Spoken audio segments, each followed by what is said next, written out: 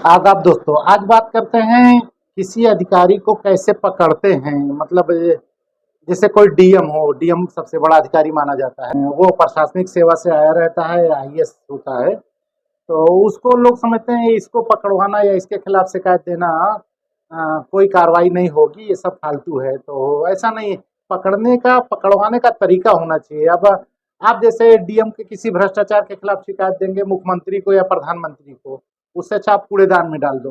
किसी भी शिकायत के लिए मुख्यमंत्री या प्रधानमंत्री बिल्कुल सही व्यक्ति नहीं है।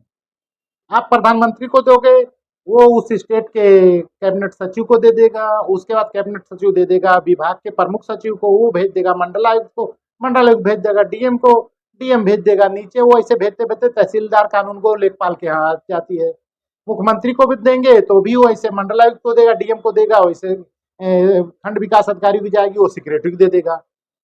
इसके लिए इस तरह शिकायत मत करो। मान लो कोई जिला अधिकारी है, कोई भी जिला अधिकारी है, वो कितना भी अपने आप को ईमानदार बताता है, वो उसके अंदर होता है फ्रॉड। और अगर आप फ्रॉडी किसी को जानते हैं कि वो 420 है, वो रिश्वतखोर है, भ्रष्ट है, तब तो बहुत आसान है।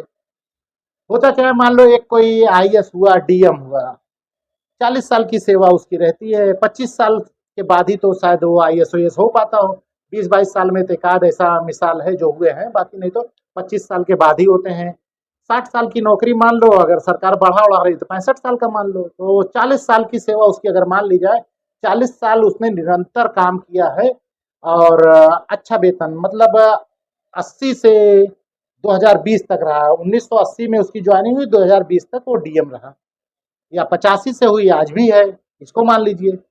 और उसका 2 लाख रुपया महीना वेतन मान लीजिए, जबकि 80 में 2 लाख रुपया नहीं था, बहुत कम था, लेकिन उसका 2 लाख रुपए वेतन पे वो आया था, आज भी 2 लाख रुपए है।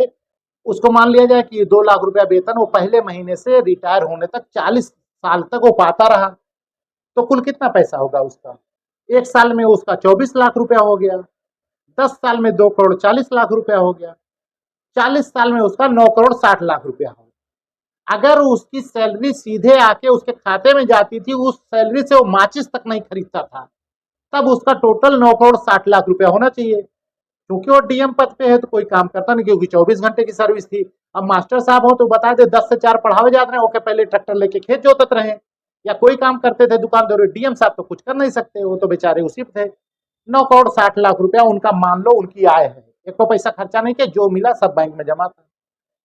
ये उनकी आय जोड़ लो। अब उनकी इन्वेस्टमेंट का पता लगाना हो, कोई भी यूपी का है, अगर यूपी में डीएम रहा हो तो उसका लखनऊ का आवास पता कर लो, लखनऊ में उसके पास कौन कौन प्रॉपर्टी है वो मिल जाता है। जिस जिस जिले में वो डीएम रहा हो ना, वहाँ के प्रॉपर्टी डीलरों से आप संपर्क करेंगे तो बता देंगे इनका लखनऊ में कौन सा प्लाट है, कहाँ इनका आवास बना है, क्या है, वो पता कर लो। नोएडा में इनका घर और फ्लैट पता कर लो, गांव में जहाँ रहने वाले वहां पता कर लो, उसका वैल्यूएशन निकाल दो और फिर शिकायत दे दो। किसी भी डीएम का 9 करोड़ 60 लाख रुपए से ज्यादा का वैल्यू का एक दो घर मिला के हो जाएगा, जमीन और घर मिला के। अब उसकी शिकायत दे दो। शिकायत कहाँ देनी है? शिकायत आप देते हैं, कार्रवाई नहीं होती तो कहते हैं कि शिकायत दी और कुछ हुआ नहीं। होता क्या है कि जैसे मान लो यूपी में आप रहते हैं, लोक आयुक्त में शिकायत देंगे, लोक आयुक्त हमारे यहाँ एकदम निठल्ला है, उसके पास पुलिस नहीं, कोई पावर नहीं। लोक आयुक्त में शिकायत देंगे, वो जिला अधिकारी को ही भेजेगा। जैसे मुख्यमंत्री के यहाँ देंगे तो भी आता, वैसे यहाँ से भी आएगा। जो ये लिख के देगा लोक आयुक्त कहेंगे हमने जांच कराई, जवाब ही आया। उससे अच्छा तो कूड़ेदान में डाल दो शिकायत को। फिर आप कहाँ देंगे? प्रधानमंत्री मुख्यमंत्री को देना बेकार है, वहां से वो आया वाया आएगा तो उसकी जांच तो लेखपाल और सेक्रेटरी करेंगे। अगर आपने इन लोगों को दी, फिर कहाँ किया जाए?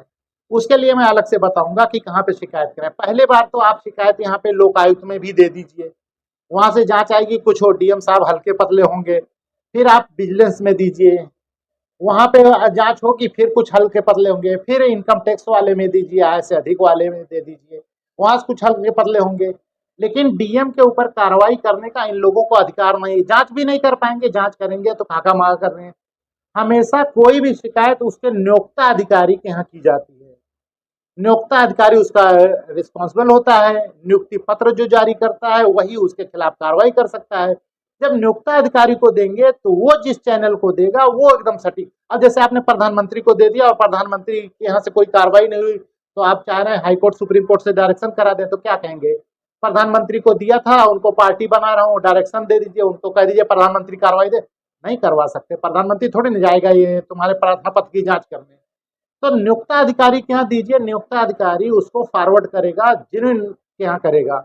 उसके बाद वो शिकायत की जांच करते नहीं करते, उसके लिए अगर आप डायरेक्शन करा देंगे, चपाक से चल जाएंगे।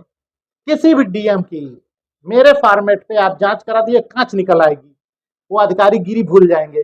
आप लोग सिर्फ इतना देखिए, जब भी आपके जिले का जो भी डीएम रहा हो या जो अधिकारी रहा हो, उसके बारे में थोड़ी सी मेहनत कीजिए।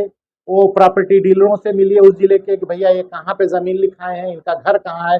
उनके एजेंट से मिलिए जो बहुत लग्गू बज्जू रहते हैं, जो उनकी गाड़ी से लखनऊ जाते आते हैं, उनका सब आवास और ठिकाना सब मिल जाएगा। और जो मानव संपदा फीड करनी है, उसमें बहुत सी चीजें ये लोग फीड नहीं कराए, छुपा लिए हैं। तो जब भी आप शिकायत देंगे ना, लेकिन ये ना जानिए कि एक ही शिकायत में होगा, 3-4 बार शिकायत देंगे, सर्दियां फंसेंगे और ऐसी कार्रवाई होगी कि याद रखेंगे। जितना बड़ा अधिकारी होता है उतनी बड़ी कार्रवाई होती है, लेकिन जब वो पकड़ में आता है, जब तक पकड़ में नहीं आता तब तक तो वीर बहादुर। जैसे गांव में सुने होंगे, कोई रहेगा ना, कोई चोरी चकारी करने वाला, तो कहते हैं बड़ा जगलर है। तो जब तक नहीं पकड़ा जाता तब तक जगलरवा कहा जाता, और जब पकड़ा जाता चोरकट कहा जाता, चोरवा। तो उसके बाद उसकी वैल्यू खत्म हो जाती। हालांकि जगलर भी ठीक नहीं है, लेकिन उसको चोरकट नहीं कहते।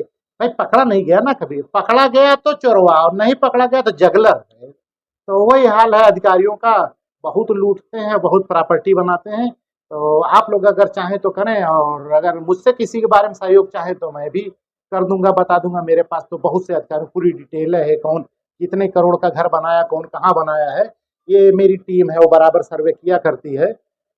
लेकिन मैं लोगों के खिलाफ ऐसी कार्रवाइयाँ नहीं कराता हूँ। थोड़ा मेरा दिल ऐसा करने से मना करता है कि बेचारे इतने साल में चोरी चकारी करके बनाए हैं, और तुम्हारी 2 रुपया पन्ना पे की गई शिकायत से सब नप नुपा जाए।